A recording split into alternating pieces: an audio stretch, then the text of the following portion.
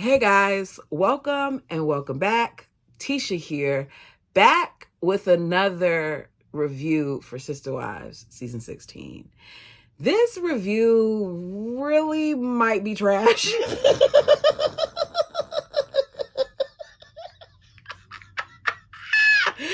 Because the episode had me going through all types of emotions to the point where I'm like, I'm not writing this crap down because why is this a thing? If there's something that I leave out that you want to talk about, put it down below. I'm going to try to remain calm because I feel like sometimes it sounds like I'm yelling at y'all. And I'm not trying to, but that's how it comes out. So I'm going to try to calm down a little bit because this one pissed me off. It did. I got to be honest. It pissed me off because I'm crying while listening to Gabe pour his heart out and Cody is not. I'm watching as Janelle is brokenhearted about her mom and Robin comes over to visit her to check in on her. I really think she was checking on Cody, but to check in on her.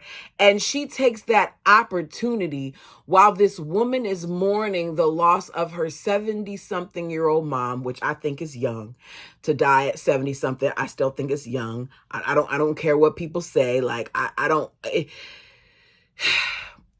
that had to be hard. So she's mourning the loss of her 70-something-year-old mother while this girl comes and sits down and tells her that she's mourning the loss of the culture of the family. She just lost her mom.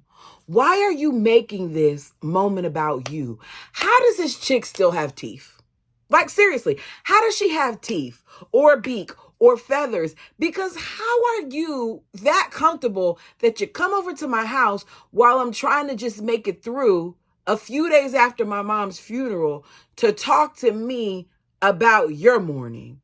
This isn't about you, bird, but the bird can't help play victim. Next, that scene where Gabe and his dodo bird father. Y'all, I'm trying to come up with a new name for bald eagle. I may go back and forth. I think it's Skittles. I can't remember your name.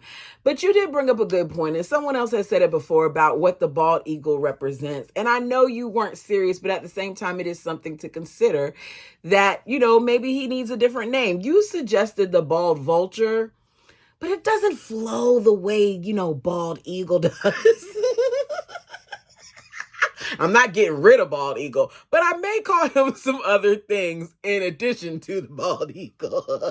So if you got some other names for Cody, go ahead and put it down below. Anyways, the scene with Gabe and his dodo bird. I think I like dodo bird. His dodo bird father were talking. It made me sad because Gabe was being vulnerable and honest about his feelings, and his father couldn't get past himself. And rather than embracing what his son was saying and hearing him out, he took that opportunity to point his finger at him and shift blame, rather than really apologizing for not being there and for hurting his son. And it just shows that Cody can't ever think of anyone other than himself and those feathers. But do me a favor and ding, ding, dong, ding, a ding, ding, ding, dong, woo, ring, ding, dong. I don't know if I'm saying it right. I think it's ring, ding, dong, ding, a ding, ding, ding, dong. Hit that bell for me, okay? That thumbs up button as it helps the doorbell. I hope I sang that song right. Now when I leave out of here, I'm going to want to listen to it to make sure. Anyways, this begins with the multiple pages of rules in order to gather, being reminded to us that it's been handed out for everyone to see. The moms plan on following it by quarantining so the family can have Christmas together. Bald Eagle doesn't really trust the boys, though. So he's going to try to do something about it. He says that Gabe and Garrison have been resistant to the COVID protocols that were in place for a long time. By protocols, he's not speaking about the CDC stipulations, though. He's speaking about his own. He feels that his boys need to hear from him and be on the same page with him. And when he said it, I said, after all this time, because you want what you want, now you're going to sit here and have this conversation with them, when as the head of the household that you're so in desperate need of wanting to be, you should have done it already. So he's invited them to join him on Coyote Pass to peel logs.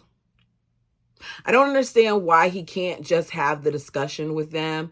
I don't understand why they have to do manual labor in order for him to be around, but that seems to be the only time at this point that he's involved with them, if it involves something outdoors, some time of work having to be done. He says that he wants to use the wood instead of just firewood to actually build things with it. Gabe says, "Hey, Dad, what are we doing for Christmas?" All Cody had to do, in my opinion, was answer the question by saying we're going to get together as a family. But instead, he decided to go on this whole quarantine rant, spill. I don't know. He just wanted to talk about the whole pandemic again. Cody says, we're trying to limit exposure. That's why we are quarantining. He talks about the original agreement. Bald Eagle reminds them from the very beginning that the plan was that he would be the only one who should travel from home to home.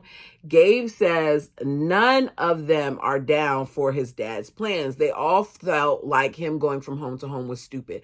I've said it before. I get what Cody was trying to do, but if he's going from home to home, then he's putting all those homes at risk by going from home to home, which is why the whole quarantining thing came into play as well. But either way, it didn't make sense, because you're going from home to home to home, and you can't tell me that Cody's not doing other things. I just don't buy it. Cody gets too stir crazy for me to actually believe that he's following all the rules himself. He very much so is a hypocrite, as we see later on in the season.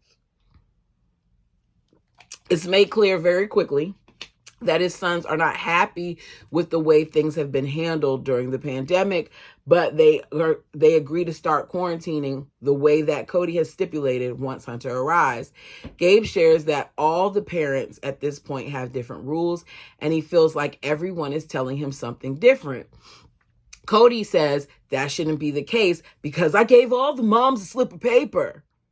He says it like he gave the mothers this slip of paper from day one, when at this point we know that they just got the paper right before the Thanksgiving holidays. So don't say it to them like you gave it to them from day one when you didn't. That's not what you did. And on top of that, it did change. Various things were said. Various stipulations were made. So let's not act like that didn't happen either. Garrison says you can't just hand out papers instead of having a conversation with others. And I agree with Garrison. From the moment they decided what they decided, that should have been a virtual call involving all members of the family. But Cody doesn't want to parent. What Cody wants to do is he wants to dictate. As a result of that, you get some half behind parenting skills that we see in Cody. He goes on about them having rules and regulations for work. So why can't you all follow these rules when it comes to the family? And Garrison says, because we're a family, why can't us verbalizing it be enough? Why can't we trust each other? And Cody's like, and therein lies the problem. That's the problem. Because he doesn't trust them. Gabe wants them to discuss this, when they get together at Christmas. He wants them to have discussions about, the situation and what the family has been through and all that other stuff. And Cody's like, no, you're not going to do that. What you're going to do is you're going to call your siblings and get all of that out of your system now, because I don't want them picking a fight at Christmas. I don't think it was as much of a fight as much as Cody getting mad, because Cody gets angry very easily when things aren't going his way. I don't know. I just feel like he can't handle the heat and he needs to get out the kitchen. Bald Eagle says, if Christmas doesn't turn out well, after this, he's not going to do another one. Crazy how you have to watch what comes out of your mouth, because I don't think that they spent many holidays together after that. The boys do not like that Cody has basically blamed them for the situation. He's asking them not to be reckless. And then he refers to Christine and how Christine went out during COVID to get a massage. I don't agree with Christine going out to get a massage. I don't know what the circumstances were. We didn't get a clip of Christine responding to it, but I want to know why Cody is bringing that up to the boys. You see, Cody loves to talk about how the moms were walking around and calling around, trash talking him, when indeed what it is it's what Cody has done. And as a result of him doing it, he automatically assumes that they're doing it too, because there's no reason to bring up Christine like that. But Cody loves finding fault with Christine. He does, because he's always bringing her up. For her to be somebody that he doesn't care about and he doesn't love, he sure spends a lot of time focused on her and what she's doing. He says, right in the middle of COVID, Christine was supposed to be quarantining and she went and got a massage. It was like a psychological circumvention of my ability to see my kids. I'm sorry, not my kids, the kids. She probably did do it on purpose. She probably did. Let's be real. If you had to deal with Cody, the bald eagle, Cooter, Goldilocks, Baldilocks, Poodle Hair, if you had to deal with him, if you had to deal with that dodo bird in your house, bringing the type of negative energy that he brings as he comes in, says hi just to act like he's there and to sit on the phone, I kind of don't blame her for going out and getting a massage so when he came over, he couldn't come in. Now, I don't like the fact that that meant that the kids didn't get to see him, but how often was he seeing the kids at this point? Gabe says at this point, it's like someone came around and zapped Cody out of their lives. He's talking about the fact that the father isn't around. I said this before and I'll say it again. Janelle's boys were accustomed to having a more present father than Christine's girls or Christine's kids. Cody admitted that he tended to do more with the boys. When the people came from the college, the lady student called it out. And he even went through this whole thing of trying to take them on the little beach trip and all that other stuff to try to gain some type of relationship with them, because he admittedly was not doing well with his girls. So with that being said, it's not like they're accustomed to not having their dad. So were Christine's kids hurting about this? Yes, they were. But the difference was they've already experienced not having him there. This just was even a further loss, whereas the boys never experienced it before. So it was like a blindside to them. They never imagined it would happen. He says, okay, what would happen if your mother got sick? Who would take care of her? The boys immediately say they would take care of her because they know that their father won't. He proved it, because when Janelle and the boys got sick, where was Cody? Did he come around? Did he drop off something? We find out later on, no, he didn't drop off any type of medication or anything for her, barely checked in on her. But yet when Janelle was out with Christine, he called her like she was supposed to drop everything to come take care of him when he wasn't willing to take care of her. And he had a whole wife that was in the house sick. That actually, if I really think about it, I think he got sick because Robin got it from Brianna, and Brianna gave it to Robin, and Robin gave it to him. That's just what I feel. You tell me what you feel. They said they would end up taking care of her because they live with her. Cody is so removed from their lives that he ends up putting his foot in his mouth while talking because he thought that they would include him, but they're not including him. Cody's like, you can't take care of her, Gabe, because you have school. And Gabe's like, no, I actually don't have in-person classes. All my classes are online, so I could take care of her. I'd be home. And Garrison says, and if I needed to, if mom needed me, I would quit my job to help her. You see, what the bald eagle doesn't realize is these kids aren't like the bird's kids. These kids have been taught to be self-sufficient. They don't need Cody to make sure that their mom is okay. They're young adults who are going to make sure she's okay. And I'm sure if Savannah was there, she would also do the same. Cody says, that's not what you were supposed to say. You're supposed to realize it would be me. He then goes, this is such BS. He's missing the point. Let's avoid mom getting sick. They get the point. They just don't agree with you. And whether or not we agree with the way Gabe and Garrison handle this thing is not the issue. The issue is their father isn't taking the time to listen to them and understand their heart. Cody feels that he has the biggest responsibility to his family, but what he fails to see is that his boys are adults now. He likes to call them adults when it's convenient, when he wants to kick them out the house, but he doesn't realize that these boys are grown and they've formulated their own thoughts and opinions about the situation and about their dad. The boys admit that at one point they thought Robin was the problem. It was. She was. They then said, we thought Robin was in your ear. He says, she's the obedient wife. He then says, whatever poison puts that in their mind, I don't know if it's polygamous poison. I don't know if it's their mother poisoning them, because frankly, that kind of attitude is beeped up. And I don't know why they think she's the one to blame just because she's the one keeping the rules, because she is partially to blame.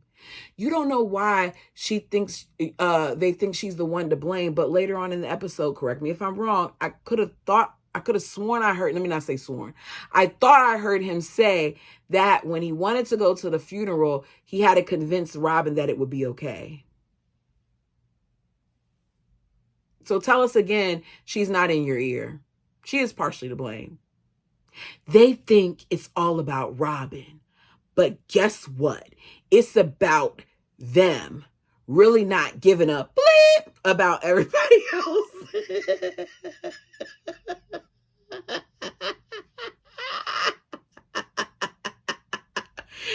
I said, this man is crazy. I don't think they don't care about everybody else. Do I think some of their actions were selfish? Yes. Do I think that they could have isolated themselves at times if they wanted to see their dad? I do. But I also think, based on Tulips and Cats looking back at some of the things and some of the comments that were written in the section, that list of rules was way longer than what we saw.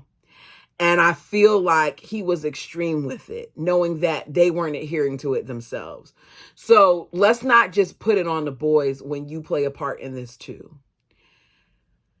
He doesn't believe that the families are following the rules, and that's why I feel like he doesn't want to include them.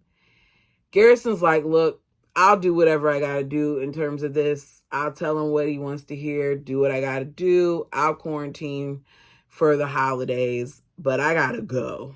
He has to go to work. The boys realize now that Cody's quarantine rules, in my opinion, are about control. Cody's like, now that you guys get it, I'm sorry. They got it before. The only thing that came of this conversation, in my opinion, is now they see it's not just Cody, or I should say, it's not just Robin, but it's Cody too, that the both of them played a part in this. Gabe says, you don't have to apologize because you thought communication was getting passed down. Gabe, don't let your father trick you or talk around in circles. Communication was getting passed down. Your father didn't communicate a lot. The rules hadn't been given out a long time ago. They didn't have discussions about it a long time ago. He kept putting it off and putting it off and putting it off. And his only request was that everybody quarantine and not do anything or not see anyone. So it was passed down what was known. Cody then brings up Christine again, saying that he feels like Christine couldn't stay by herself. And Gabe was like, look, Christine has always been our primary caregiver. Cody's like, not since Vegas. He always tries to diminish her role. It's insane how belittling he is when it comes to Christine. We are reminded by Christine how much she loves those kids, how much she loves Janelle's kids. Because even though Cody's trying to act like it didn't happen and he's trying to rewrite history, Christine was very much so a mother to those kids. We find out that they had a rough time and that they, would see each other at times via Janelle if the both of them quarantined for a while. Janelle said they would go out, they would hang out, especially outdoors, and enjoy each other.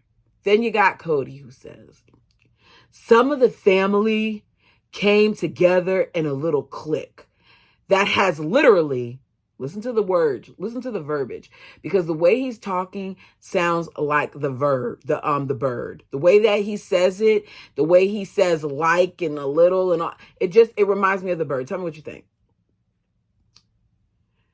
It has literally excluded some of the other family members in the family. That's how he said it.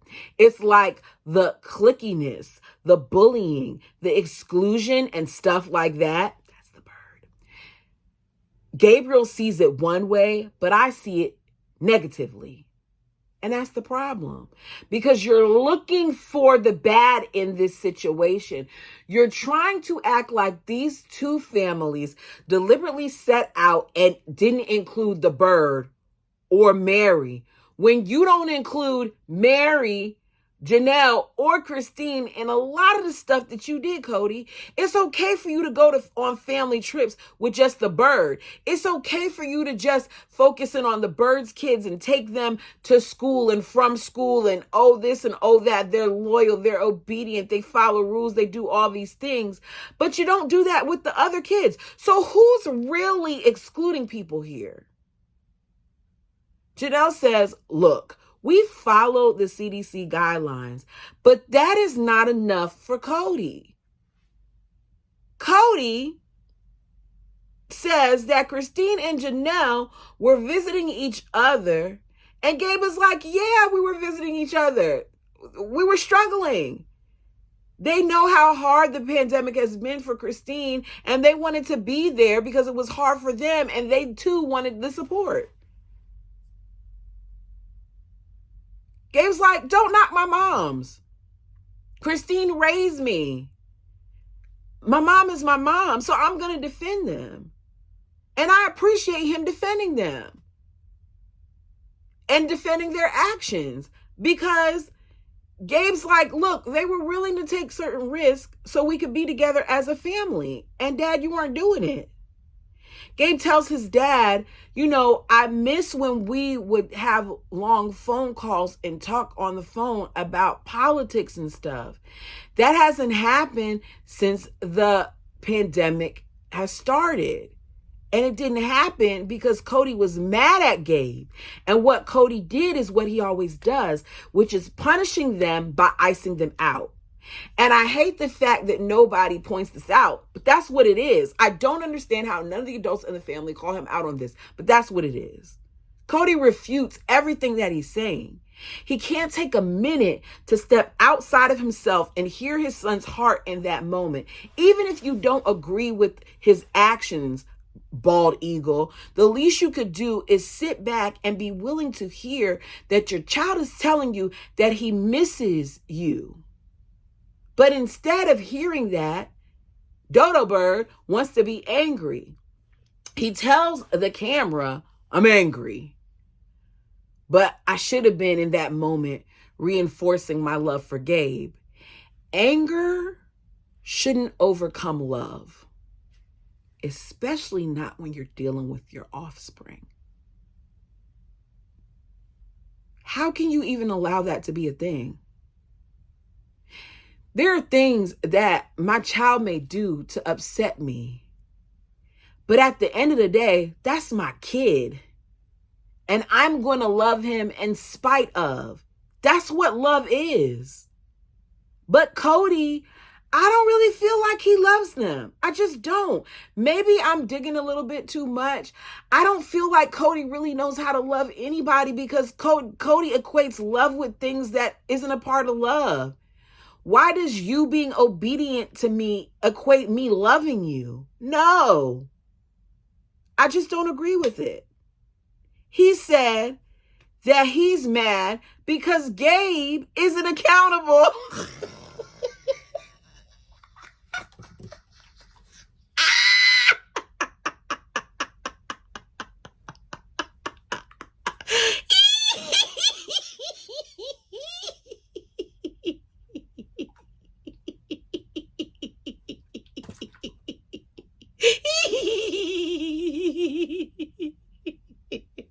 Where's the mirror? Where is the mirror? I wish I had a mirror right here.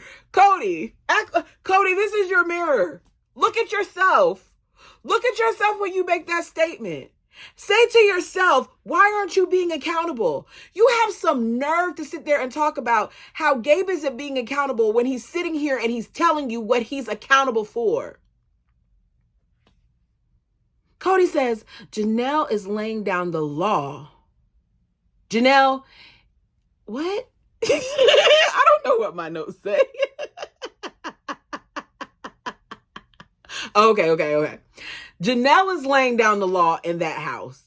And as a result of that, he felt like it was more of Janelle's house and it wasn't his house. Well, since you want to go there, it kind of is her house because Cody doesn't pay bills there. He's too busy paying all the bills that the bird has run up because that's a high tab. He says, the irony of the situation is that Robin's house, because I've been there more, has made me feel like that's my house and that's my rules and my family. So you just told us right there that that's your family. The bird and the feathered crew is his family. How does he think his children are going to feel when they sit back and watch this? See, he likes to tell us that the moms sit there and say things and talk about him and do all this other stuff. But all they have to do is sit down and watch an episode, and they don't need the mothers to reveal anything. It's very evident how you feel, especially when you say stuff like this. Gabe tells his dad that he basically was told that he can't hang out with his friends, but if he hangs out with his girlfriend because she's been isolated, that's okay. He's like, I didn't say that. Me? No, I didn't say that. Janelle's like, I like her. She's a nice girl. And she has been, taking some precautions. Gabe tells us, she's like dad in it. She thinks like you, meaning Gabe doesn't necessarily agree with a lot that's being said. But his girlfriend does. And he tells us, my father knows nothing about my girlfriend, Peyton. And it's revealing that he knows nothing about her.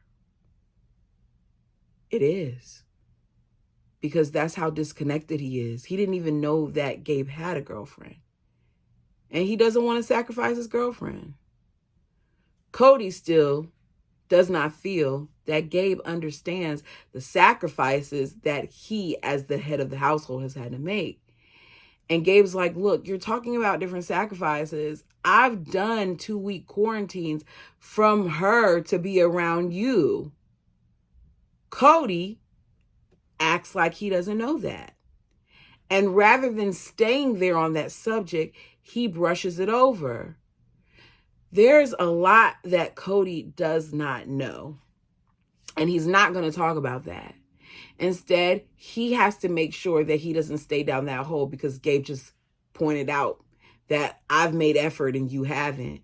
And he shifts this conversation back to Robin and her kids and tells us in confessional that when Robin entered the family, she had her kids from her previous marriage, and she told them that you guys are coming into this family, and you will be kind, and you will respect the parents, and you will respect Cody as your father. Add to that she brainwashed them too. Because she didn't just say respect him as your father. She told them that is your father. She erased their biological father from them and changed the narrative. So add that, Cody, while you're talking about your precious bird, because she's not this little sweet little gem of a thing. She is very much so part of the reason why there's so much division in your family. He says he has other households that have never established those rules, that he's the head. And Christine's like, look, she doesn't say it this way, but she's basically like, look, he could sit there and say that crap if he wants to. My little spin on it. Because she sure didn't say it like that. But she's like, look, I was the obedient wife for years. I used to do all the different things that he's saying that she did. And guess what? I don't want to do it anymore. I'm not doing it anymore. I'm now the head of my household. I'm the one who's present. I'm the one who's around. I'm the one that's here. And it's hard for her girls to respect their dad when he isn't there and they see that he has favorites. And he clearly does. Back to Gabe, who says that his mom would basically risk getting sick just to be able to be around and to hug her family. He says, look, mom is overweight, but she'll still do it. Cody then says that's because she's the Teflon queen and it bounces off of her to everyone else. Sorry, Gabe. She screwed me this summer. He gets up and he's going to perform. It's very much reminiscent of the whole knife in the kidney scene where he's being all dramatic and pacing and stuff. She screwed me and she screwed you.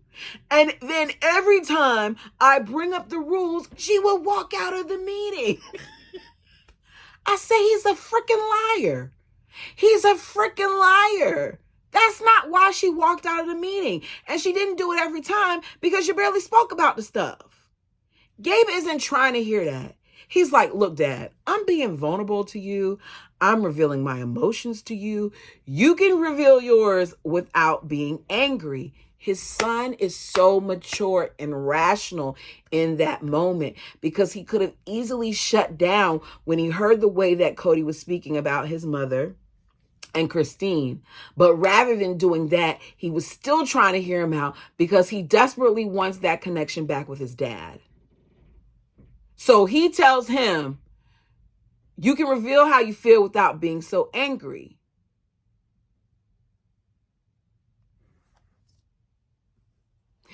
He says, I don't want to throw your mom under the bus, but Christine and Mom both made choices all summer long to continue vacationing or to continue whatever they were doing. That is a lie. The lie detector determined that's a lie. Why does he keep insulting these women by calling the things that they did vacations? Janelle wasn't going on vacation.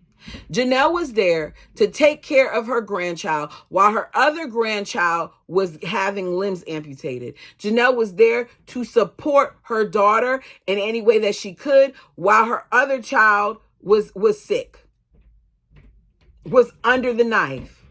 That's not a vacation. Me being there to be supportive to you and your husband and my grandchild or children is not that.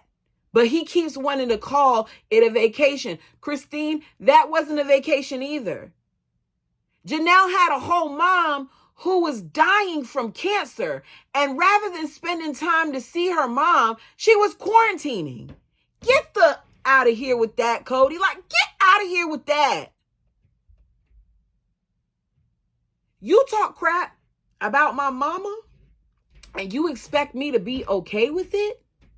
Don't talk crap about my mama or the lady that is another mother to me and expect me to be okay with it. It's not going to happen. This conversation here sealed the deal for Cody. It did. It did.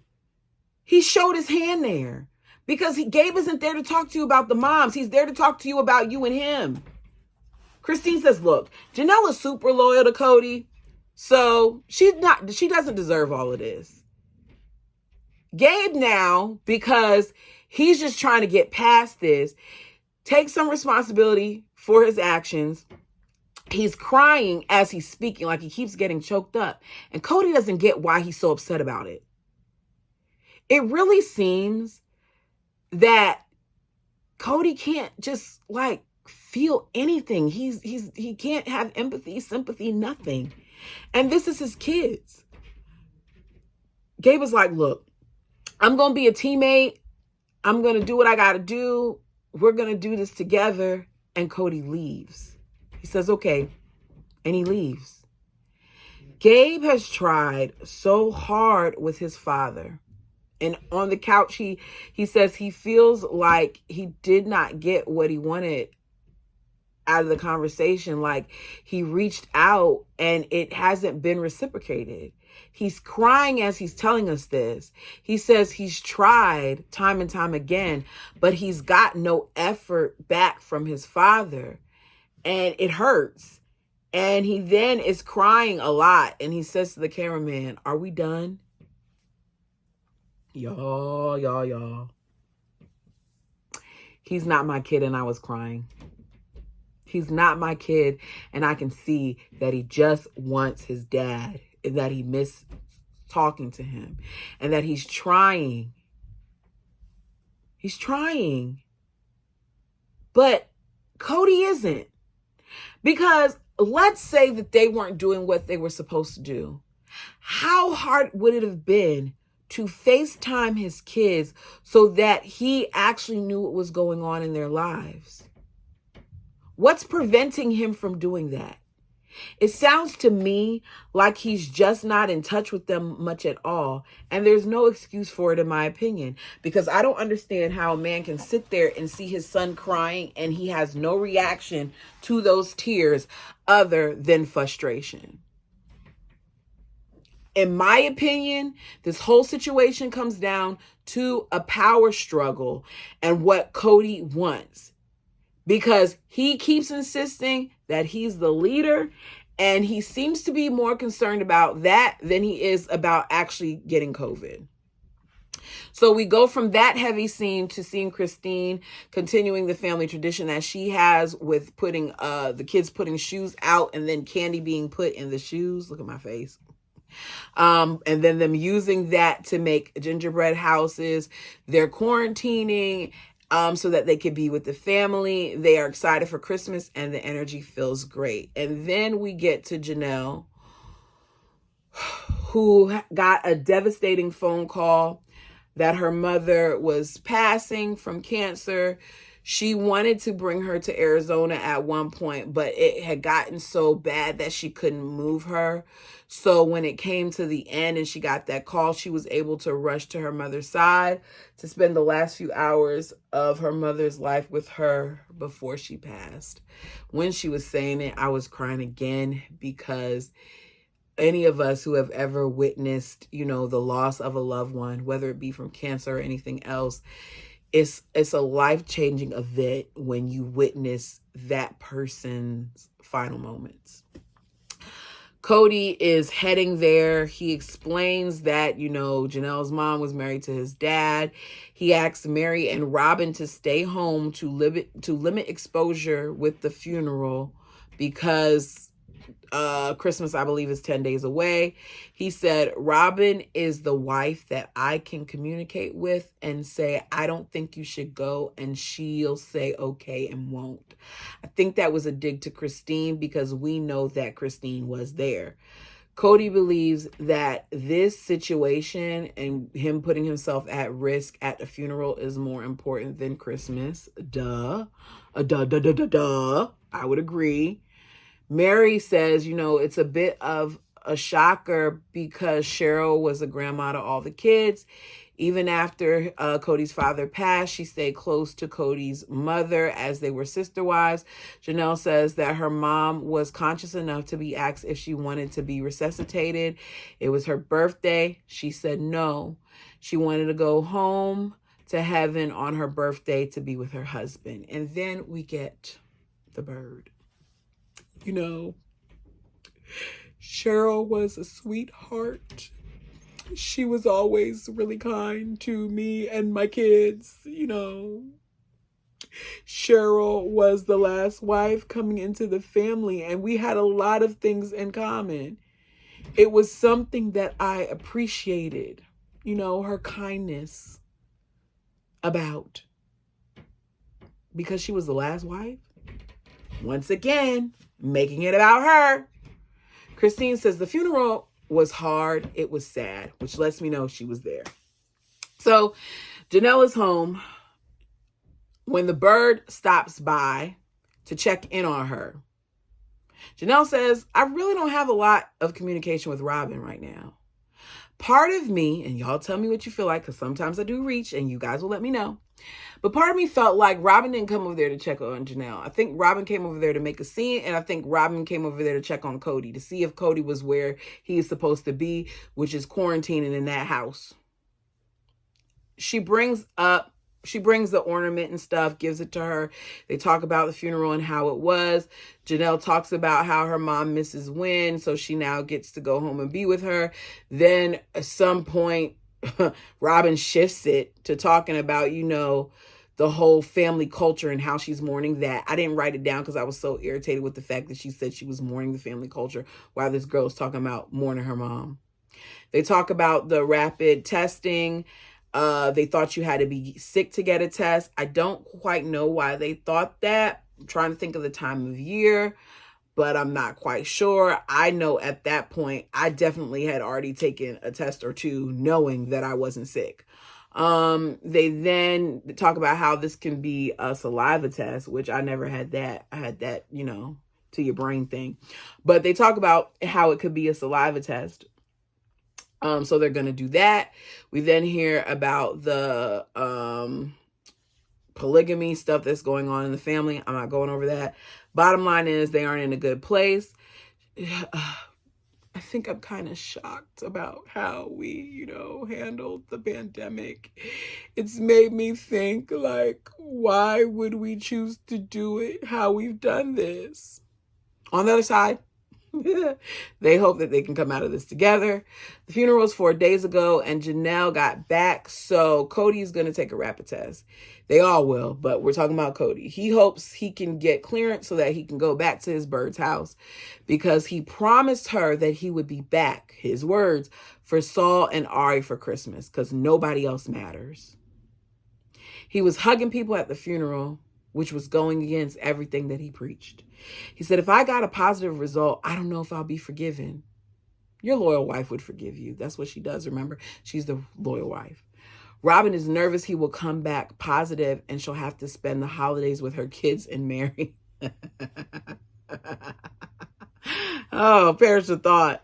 They are talking about how they never expected to be this long. It's really lifted the veil over their underlying issues. The issues are much more prominent than before, can't be ignored. Polygamy is not what Christine imagined, but Christine says, I'm going to go through these holidays and just be present with the family. It's caused revelation. Dodo does his test. Test is negative and is back at Robin's home after 10 days. She tells Ariella to get the door. Ariella opens the door and you hear Cody say, how's my sweetie? And then it's the little fake, music playing in the background. Our cheery is, she says, oh my gosh, it's daddy. It sounded so fake to me. And then I watched Robin and Cody as they saw each other. It much looked like the beginning of them courting, where they looked at each other with those goofy little eyes like they're ready to devour one another. It's been 10 days. And I'm not saying don't miss your spouse, but you are more giddy about seeing this bird who you haven't seen in 10 days when you had a daughter that you hadn't seen in over 6 weeks and you barely seem excited to see her. Robin gets 10 days without being seen and he can't wait to touch her.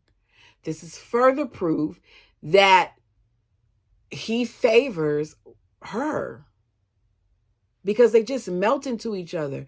Meanwhile, with the others, he looks rigid and uncomfortable when he just goes to talk to them.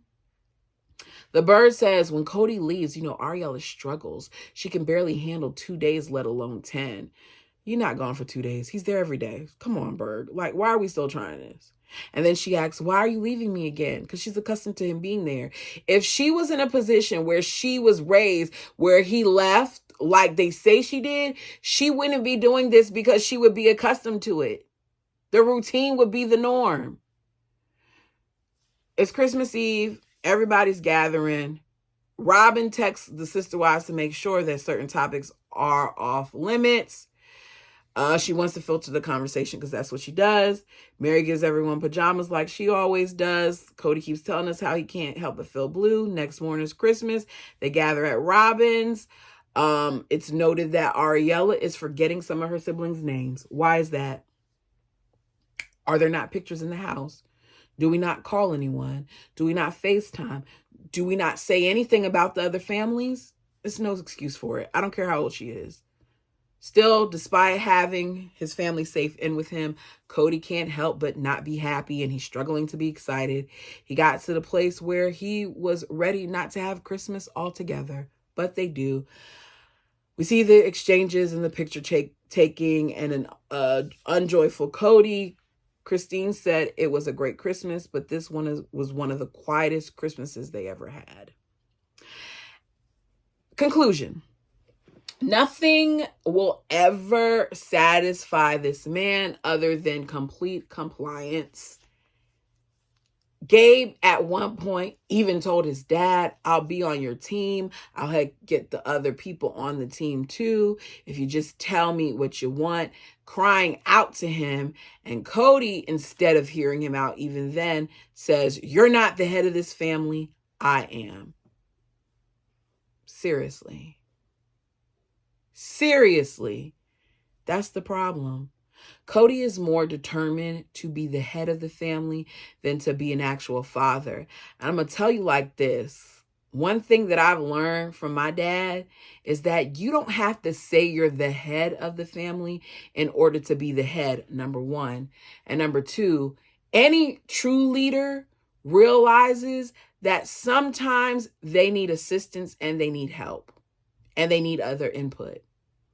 And Cody isn't a leader because he doesn't realize that. But you all, tell me what you think of this one. Until next time.